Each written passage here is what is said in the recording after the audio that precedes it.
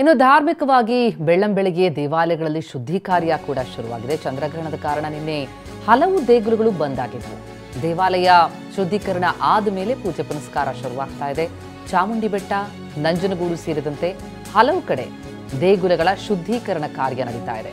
ಇನ್ನು ಬೆಂಗಳೂರಿನಲ್ಲಿ ಗವಿಗಂಗಾಧರೇಶ್ವರ ದೇಗುಲದಲ್ಲೂ ಕೂಡ ಶುದ್ಧಿ ಕಾರ್ಯ, ಜೊತೆಗೆ ಕಾಡುಮಲ್ಲೇಶ್ವರ, ಬನಶಂಕರಿ ದೇಗುಲದಲ್ಲೂ ವಿಶೇಷ ಪೂಜೆ ಇದೆ.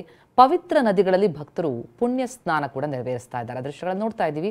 ದೇಗುಲಗಳ ಶುದ್ಧೀಕರಣ ಕಾರ್ಯ ನಡೀತಾ ಇರೋದನ್ನ, ಜೊತೆಗೆ ಭಕ್ತಾದಿಗಳು ಬಂದು ಬೆಳ್ಳಂಬೆಳಗ್ಗೆ ದೇವರ ದರ್ಶನಕ್ಕೆ ಆಗಮಿಸ್ತಾ ಇದ್ದಾರೆ. ನಿನ್ನೆ ಹಲವು ದೇಗುಲಗಳು ಈ ಗ್ರಹಣದ ಸಂದರ್ಭದಲ್ಲಿ ಕ್ಲೋಸ್ ಆಗಿರುತ್ತೆ.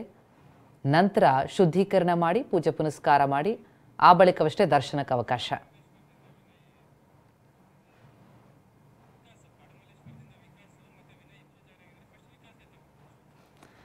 ಬೆಂಗಳೂರಿನ ದೇಗುಲಗಳ ಬಳಿಯಿಂದ ನಮ್ಮ ಪ್ರತಿನಿಧಿ ವಿಕಾಸ್ ಮತ್ತು ವಿನಯ್ ಈಗ ನಮ್ಮ ಜೊತೆ ನೇರ ಸಂಪರ್ಕದಲ್ಲಿದ್ದಾರೆ. ವಿನಯ್, ಈಗ ಬೆಳಗ್ಗೆ ನಾವು ಗಮನಿಸ್ತಾ ಇದ್ದೀವಿ ಹಲವು ದೇಗುಲಗಳಲ್ಲಿ ಶುದ್ಧೀಕರಣ ಕಾರ್ಯ ನಡೀತಾ ಇರೋದನ್ನ. ಯಾವ ರೀತಿಯಲ್ಲಿ ಕಂಡು ಬರ್ತಾ ಇದೆ? ಧಾರ್ಮಿಕವಾಗಿ ಗ್ರಹಣ ಅಂತಂದಾಕ್ಷಣ ಒಂದಿಷ್ಟು ಆಚರಣೆಗಳು ಸಹಜ, ಹಾಗಾಗಿ ದೇಗುಲಗಳ ಚಿತ್ರಣ ಕೊಡೋದಾದ್ರೆ. ಪ್ರತಿಮಾ, ನಿನ್ನೆ ರವಿವಾರ ಏನು ಪ್ರಮುಖವಾಗಿ ಚಂದ್ರಗ್ರಹಣ ಹಿನ್ನೆಲೆಯಲ್ಲಿ 9:58 ಶುರುವಾದಂಥ ಗ್ರಹಣ ಸೋಮವಾರ ರಾತ್ರಿ 1:28 ವಿಮುಕ್ತಿ ಮೋಕ್ಷವನ್ನು ನೀಡಿದೆ. ಹೀಗಾಗಿ ಗ್ರಹಣಕ್ಕೂ ಪೂರ್ವ ಕಾಲದಲ್ಲಿ ಪ್ರಮುಖ ರಾಜಧಾನಿಯ ದೇವಸ್ಥಾನಗಳಲ್ಲಿ ವಿಶೇಷ ಪೂಜೆಗಳನ್ನು ಸಲ್ಲಿಸಿ ದೇವಸ್ಥಾನಗಳನ್ನ ಬಂದ್ ಮಾಡಲಾಗಿತ್ತು, ಅಂದ್ರೆ ದರ್ಭಾಬಂಧನವನ್ನ ಮಾಡಲಾಗಿತ್ತು. ಅದೇ ರೀತಿಯಾಗಿ ನಾನೀಗ ಗವಿಗಂಗಾಧರೇಶ್ವರ ದೇವಾಲಯದಲ್ಲಿ ಇದ್ದೀನಿ, ಐತಿಹಾಸಿಕ ಪ್ರಸಿದ್ಧ ದೇವಾಲಯ. ಇಲ್ಲಿಯೂ ಕೂಡ ನಿನ್ನೆ ಪೂರ್ವ ಕಾಲದಲ್ಲಿ ಅಂದ್ರೆ ರವಿವಾರ ನಿನ್ನೆ 11 ಗಂಟೆಗೆ ದೇವಸ್ಥಾನವನ್ನ ಸಂಪೂರ್ಣವಾಗಿ ವಿಶೇಷವಾದಂತಹ ಅಭಿಷೇಕವನ್ನ ಪೂರ್ವಕಾಲದಲ್ಲಿ ಅಭಿಷೇಕವನ್ನ ಮಾಡಿ ಅರ್ಚನೆಗಳನ್ನ ಮಾಡಿ ಮಹಾಮಂಗಳಾರತಿ ಸೇವೆಗಳನ್ನ ಕೂಡ ಸಲ್ಲಿಕೆ ಮಾಡಿ ದೇವಸ್ಥಾನಕ್ಕೆ ದರ್ಭಾಬಂಧನವನ್ನ ಮಾಡಲಾಗಿತ್ತು. ಇದಾದ ಬಳಿಕ ಅಂದ್ರೆ ಇವತ್ತು ಸೋಮವಾರ 1:28 ಚಂದ್ರಗ್ರಹಣ ಮೋಕ್ಷವಾದ ಬಳಿಕ ಪ್ರಮುಖವಾಗಿ ಬೆಳಗ್ಗೆ 4 ಗಂಟೆಗೆ ದೇವಸ್ಥಾನವನ್ನು ಓಪನ್ ಮಾಡಲಾಗಿದೆ.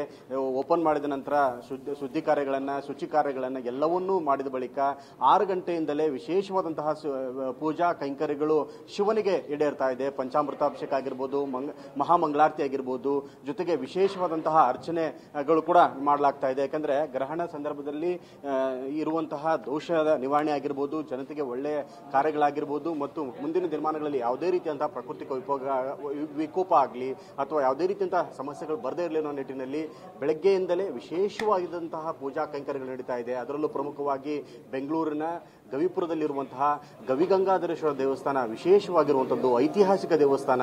ಈ ದೇವಸ್ಥಾನದಲ್ಲಿ ಶಿವನ ವಿಶೇಷವಾದಂತಹ ಪೂಜಾ ಕೈಂಕರ್ಯಗಳನ್ನು ಕೂಡ ಮಾಡಲಾಗ್ತಾ ಇದೆ. ಈ ವಿಶೇಷವಾದಂತಹ ಮಂಗಳಾರತಿ ಕಾರ್ಯಕ್ರಮಗಳಾಗಿರ್ಬೋದು, ಜೊತೆಗೆ ಕ್ಷೀರಾಭಿಷೇಕ ಆಗಿರ್ಬೋದು, ಪಂಚಾಮೃತಾಭಿಷೇಕ ಆಗಿರ್ಬೋದು, ಜೊತೆಗೆ ಇನ್ನು ಪ್ರಸಾದ ಸೇವನೆಯನ್ನು ಕೂಡ ಈಗಾಗಲೇ ಸಿದ್ಧತೆ ಮಾಡಿಕೊಳ್ಳಲಾಗ್ತಾ ಇದೆ. ಸಾಕಷ್ಟು ಭಕ್ತರು ಬೆಳಗ್ಗೆಯಿಂದಲೇ ದೇವಸ್ಥಾನಕ್ಕೆ ಬರ್ತಾ ಇದ್ದಾರೆ. ಗ್ರಹಣದ ಮೋಕ್ಷ ಕಾಲದ ಬಳಿಕ ಏನು ಪೂಜಾ ಕೈಂಕರ್ಯಗಳನ್ನು ನೆರವೇರಿಸ್ತಾ ಇದ್ದಾರೆ. ಜೊತೆಗೆ ವಿಶೇಷವಾದಂತಹ ದರ್ಶನಗಳನ್ನು ಕೂಡ ಪಡ್ಕೊಳ್ತಾ ಇದ್ದಾರೆ. ಅರ್ಚಕರಿದ್ದಾರೆ, ಮಾತಾಡಿಸ್ತೀನಿ.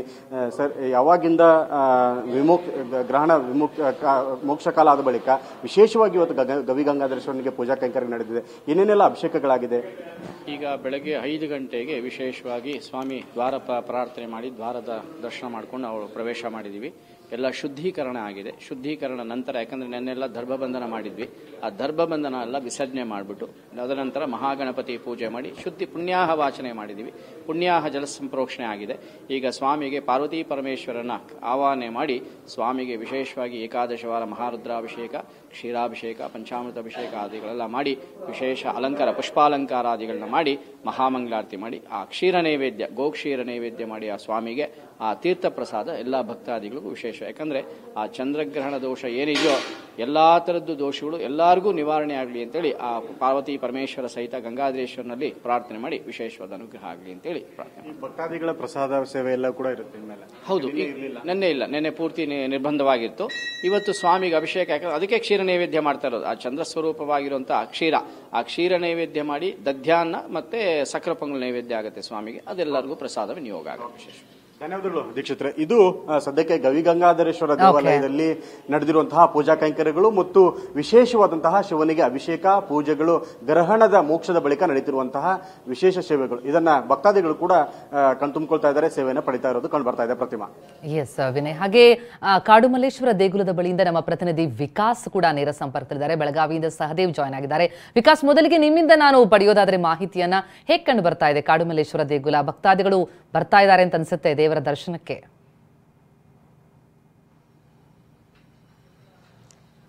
ಪ್ರತಿಮಾ, ಬೆಂಗಳೂರಿನ ಕಾಡುಮಲ್ಲೇಶ್ವರ ದೇವಸ್ಥಾನದಲ್ಲಿ ಈಗಾಗಲೇ ಭಕ್ತಾದಿಗಳು ಆಗಮಿಸುತ್ತಿರುವಂತದ್ದು ಮತ್ತು ಈಗಾಗಲೇ ಗಂಗಾಭಿಷೇಕ ಮತ್ತು ಕ್ಷೀರಾಭಿಷೇಕದ ನಂತರದಲ್ಲಿ ಈಗ ಮುಂದೆ ರುದ್ರಾಭಿಷೇಕಕ್ಕೆ ಸಿದ್ಧತೆಗಳನ್ನ ಮಾಡಿಕೊಳ್ಳಲಾಗ್ತಿದೆ. ಸೊ ಹಾಗಾಗಿ ಭಕ್ತಾದಿಗಳು ಹೆಚ್ಚಿನ ಸಂಖ್ಯೆಯಲ್ಲಿ ಕಾಡುಮಲ್ಲೇಶ್ವರ ದೇವಸ್ಥಾನಕ್ಕೆ ಆಗಮಿಸಿ ಬೆಳಿಗ್ಗೆ ಪೂಜೆ ಸಲ್ಲಿಕೆಯನ್ನ ಮಾಡಿಕೊಳ್ಳುತ್ತಿರುವುದನ್ನ ಗಮನಿಸ್ತಾ ಇರಬಹುದು. ಮೋಕ್ಷ ಕಾಲದ ಅಂದ್ರೆ ಚಂದ್ರಗ್ರಹಣ ಮೋಕ್ಷವಾದ ನಂತರದಲ್ಲಿ ಬೆಳಿಗ್ಗೆ ಭಕ್ತರು ಕಾಡುಮಲ್ಲೇಶ್ವರ ದೇವಸ್ಥಾನಕ್ಕೆ ಆಗಮಿಸಿ ಪೂಜೆಯನ್ನ ಸಲ್ಲಿಕೆಯನ್ನ ಮಾಡ್ಕೊಳ್ತಾ ಇದ್ದಾರೆ.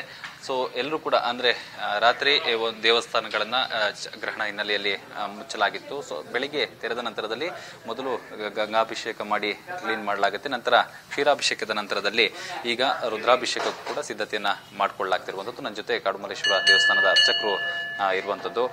ಸೊನ್ಗಡೆ ಈ ಒಂದು ಗ್ರಹಣ ಮುಗಿದ ನಂತರದಲ್ಲಿ ಭಕ್ತರು ಬರ್ತಾ ಇದ್ದಾರೆ, ಏನೆಲ್ಲ ಮಾಡಿದ್ರೆ ಒಳ್ಳೇದು ಮತ್ತು ಯಾವ ರೀತಿಯಂತ ಪೂಜೆಯನ್ನ ನೆರವೇರಿಸ್ತಾ ಇದ್ದಾರೆ? ಬೆಳಗ್ಗೆನೆ ಎಲ್ಲ ದೇವಸ್ಥಾನ ಫುಲ್ ಎಲ್ಲ ತೊಳೆದು ಇಲ್ಲಿ ಬೆಳಗ್ಗೆ ಜಲಾಭಿಷೇಕ ಆಗಿದೆ. ಜಲಾಭಿಷೇಕ ಆದ್ಮೇಲೆ ಪುಣ್ಯಾವಚನ, ಸ್ವಸ್ತಿ ಪುಣ್ಯಾವಚನ ಆದ್ಮೇಲೆ ವಿಶೇಷವಾಗಿ ಎಲ್ಲ ದೇವರಿಗೂ ಒಂದು ಕ್ಷೀರಾಭಿಷೇಕ ಆಗಿ, ಈಶ್ವರನಿಗೆ ಚಂದ್ರನಿಗೆ ಕ್ಷೀರಾಭಿಷೇಕ ಆಗಿದೆ. ಅದಾದ್ಮೇಲೆ ರುದ್ರಾಭಿಷೇಕಕ್ಕೆ ಆಮೇಲೆ ನವಗ್ರಹ ಶಾಂತಿ ಹೋಮಕ್ಕೆ ಇಲ್ಲಿ ಬುಕ್ಕಿಂಗ್ಗಳು ಮಾಡ್ಕೊಂಡಿದ್ದಾರೆ. ಅವರು 9 ಗಂಟೆಗೆ ಪೂಜೆಗಳು ನಡೆಯುತ್ತೆ. ಇವಾಗ 7 ಗಂಟೆಗೆ ರುದ್ರಾಭಿಷೇಕ ಇದೆ. ಇವಾಗ 7 ಗಂಟೆಗೆ ಒಂದು 9 ಗಂಟೆಗೆ ಒಂದು ಪೂಜೆಗಳಿರುತ್ತೆ. ಈ ಶತಭಿಷ ನಕ್ಷತ್ರದವರು ಒಂದು ಅಕ್ಕಿ, ಉದ್ದಿನ ಬೇಳೆ, ಕುಂಭರಾಶಿ ಮೀನರಾಶಿ ಇರೋರೆಲ್ಲ ದೇವಸ್ಥಾನಕ್ಕೆ ಒಂದು ದಾನ ಮಾಡಿ ಒಂದು ಪ್ರಾರ್ಥನೆ ಮಾಡಿಕೊಂಡು ಆ ಗ್ರಹಣ ದೋಷ ಏನಿದ್ರು ಎಲ್ಲ ಪರಿಹಾರ ಆಗಲಿ ಅಂತ ಹೇಳ್ಬಿಟ್ಟು ಒಂದು ಈಶ್ವರನ ಪ್ರಾರ್ಥನೆ ಮಾಡಿಕೊಂಡು ತೀರ್ಥ ಪ್ರಸಾದ ತಗೊಂಡು ಹೋಗ್ತಾರೆ. ಇವತ್ತು ಬಂದಿಲ್ಲ. ಈಗ ಭಕ್ತರು ಬರ್ತಾ ಇದ್ದಾರೆ, ಯಾವೆಲ್ಲ ರಾಶಿಗಳು ಅಥವಾ ಯಾರಿಗೆಲ್ಲ ತುಂಬಾ ಹೆಚ್ಚಿನ ಸಮಸ್ಯೆಗಳಿದೆ ಅಥವಾ ಅವ್ರು ಏನ್ ಮಾಡಬೇಕಾಗತ್ತೆ? ಸಮಸ್ಯೆ ಅಂದ್ರೆ ದೋಷ ಇದೆ ಅಂತ ಹೇಳ್ತಾರೆ. ಈ ಒಂದು ಗ್ರಹಣ ಕಾಲದ ದೋಷ ಇರೋದ್ರಿಂದ ಕುಂಭರಾಶಿ, ಶತಭಿಷ ನಕ್ಷತ್ರ ಕುಂಭರಾಶಿಯವರು, ಪೂರ್ವಾಭಾರ ನಕ್ಷತ್ರ ಮೀನರಾಶಿಯವರು ವಿಶೇಷವಾಗಿ ಮಾಡಿಸ್ಕೊತಾರೆ. ಪಂಚಾಂಗದಲ್ಲಿ ಕೊಟ್ಟಿರೋದು ಅದೇ ಪ್ರಕಾರವಾಗಿ ಅವ್ರು ಬಂದು ದೋಷ ಇರೋವಂಥವ್ರು ಅಕ್ಕಿ, ಉದ್ದಿನ ಬೇಳೆ ಒಂದು ಅವರು ಸಂಕಲ್ಪ ಮಾಡಿಸಿ ಅವ್ರ ನಕ್ಷತ್ರ ಇದೆಲ್ಲ ಹೇಳಿ ಒಂದು ಈಶ್ವರನ ಹತ್ರ ಒಂದು ಅಕ್ಕಿ ಇದೆಲ್ಲ ಇಟ್ಟು ಒಂದು ಅರ್ಚನೆ ಮಾಡಿ ಶಾಂತಿ ಮಾಡಿ ಕೊಡ್ತೀವಿ. ಗಮನಿಸಬಹುದು, ಈಗಾಗಲೇ ರುದ್ರಾಭಿಷೇಕ ಕೂಡ ಜನ ಈಗಾಗಲೇ ನಮೂದು ಮಾಡಿಕೊಂಡಿದ್ದು 9 ಗಂಟೆಗೆ ರುದ್ರಾಭಿಷೇಕ ನಡೆಯುತ್ತೆ. ಸೊ ಮತ್ತು ಅಕ್ಕಿ ಬೇಳೆಗಳನ್ನ ದಾನ ಮಾಡುವ ಮುಖಾಂತರವಾಗಿ ತಮ್ಮ ದೋಷಗಳನ್ನ ಪರಿಹಾರ ಮಾಡ್ಕೊಳ್ಬಹುದು ಅಂತೇಳಿ ಅರ್ಚಕರು ಹೇಳ್ತಾ ಇರುವಂತದ್ದು. ಪ್ರತಿಮಾ.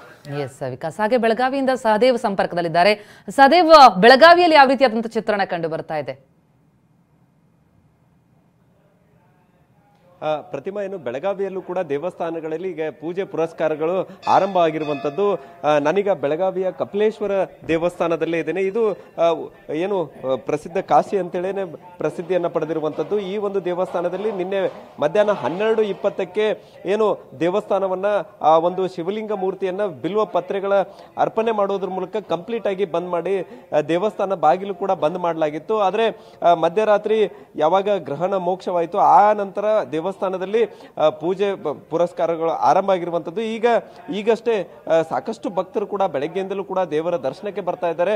ಮಹಾರುದ್ರಾಭಿಷೇಕ ಸೇರಿದಂತೆ ವಿವಿಧ ಅಭಿಷೇಕಗಳನ್ನ ಆ ದೇವರಿಗೆ ಮಾಡಿಸ್ತಾ ಇರುವಂತದ್ದು. ಅದರಲ್ಲೂ ಬಹುತೇಕ ಮಹಿಳೆಯರು ಸೇರಿದಂತೆ ಎಲ್ಲರೂ ಕೂಡ ಈಗಾಗಲೇ ಬಂದು ದೇವರ ದರ್ಶನವನ್ನ ಪಡಿತಾ ಇದ್ದಾರೆ. ಅದರ ಜೊತೆಗೆ ಅಭಿಷೇಕ ಏನು ಪೂಜೆ ಪುನಸ್ಕಾರಗಳಲ್ಲಿ ಭಾಗಿಯಾಗ್ತಾ ಇರುವಂತದ್ದು.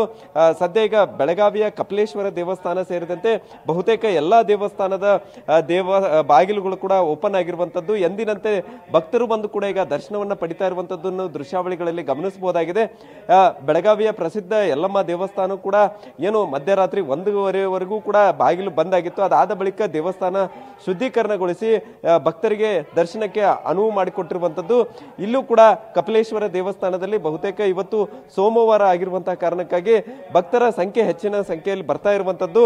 ಸದ್ಯ ಏನು ಕಪಿಲೇಶ್ವರ ದೇವಸ್ಥಾನದಲ್ಲಿ ಸಾಕಷ್ಟು ಪೂಜೆ ಪುನಸ್ಕಾರಗಳು ಒಂದು ಕಡೆ ನಡೀತಾ ಇದ್ರೆ, ಇನ್ನೊಂದು ಕಡೆ ಭಕ್ತರು ಕೂಡ ಬಂದು ದೇವರ ದರ್ಶನವನ್ನ ಪಡೆದುಕೊಳ್ತಾ ಇರುವಂತದ್ದು. ಪ್ರತಿಮಾ. Thank you Sahadev. ವಿನಯ್, ವಿಕಾಸ್, ತಮಗೂ ಕೂಡ ಧನ್ಯವಾದ.